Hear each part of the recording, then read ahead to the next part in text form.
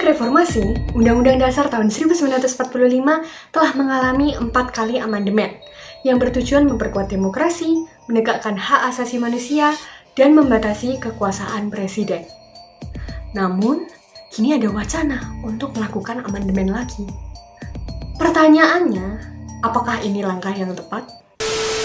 Pertama, kita harus mengakui bahwa Undang-Undang Dasar tahun 1945 telah memainkan peran penting dalam membangun fondasi demokrasi di Indonesia. Amandemen yang dilakukan pasca reformasi telah memperkenalkan berbagai elemen penting, seperti pembatasan masa jabatan presiden, penguasaan lembaga legislatif dan yudikatif, serta pengakuan lebih jelas terhadap hak asasi manusia.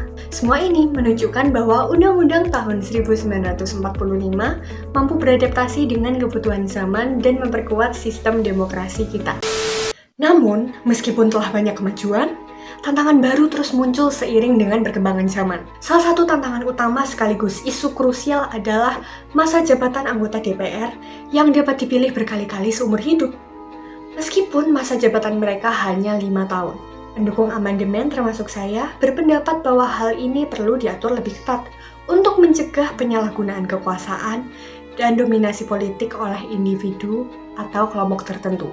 Profesor Dr. Jimli Asidiki, seorang pakar hukum tata negara, menekankan bahwa amandemen konstitusi bisa menjadi alat untuk memperbaiki sistem politik kita. Profesor Jimli berargumen bahwa pembatasan masa jabatan anggota DPR akan mendorong regenerasi politik yang lebih sehat dan demokratis. Penting karena tanpa pembatasan tersebut, ada resiko bahwa anggota DPR yang terpilih berulang kali akan menjadi terlalu kuat dan sulit tergantikan, yang bisa mengarah pada korupsi dan praktik oligarki. Contoh lainnya adalah banyak kasus korupsi yang melibatkan anggota DPR. Data dari Komisi Pemberantasan Korupsi atau KPK menunjukkan bahwa banyak anggota DPR yang terlibat dalam kasus korupsi selama bertahun-tahun mereka menjabat.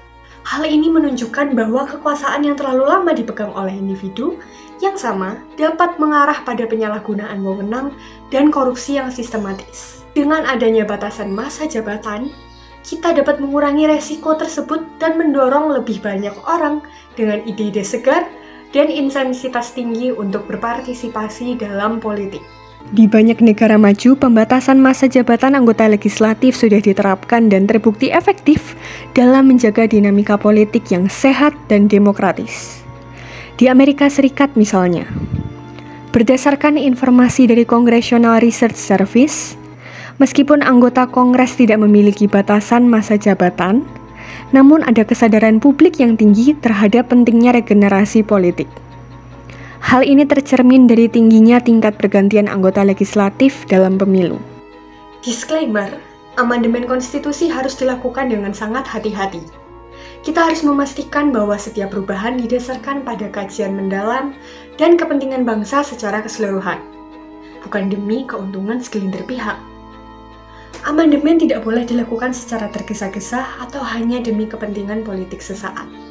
Oleh karena itu, setiap proses amandemen harus melalui diskusi publik yang transparan dan partisipatif, melibatkan berbagai elemen masyarakat untuk memastikan bahwa hasilnya benar-benar mencerminkan aspirasi rakyat.